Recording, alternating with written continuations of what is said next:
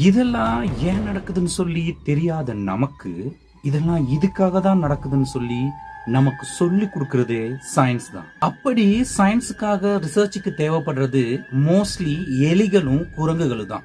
ஏன்னா அதனுடைய டிஎன்ஏ தான் நம்ம மனுஷங்களோட டிஎன்ஏயோட 99% ஒத்து போறனால அதை யூஸ் பண்றாங்க. அப்படி மனிதாபிமானமே இல்லாம மனுஷங்க மேலேயே அந்த ரிசர்ச் பண்ண ஒரு ஈவெண்ட்டை பத்தி தான் இன்னைக்கு நம்ம பார்க்க போறோம். திஸ் இஸ் டிகோடிங் தமிழன், நம் மொழியில் நமக்கு.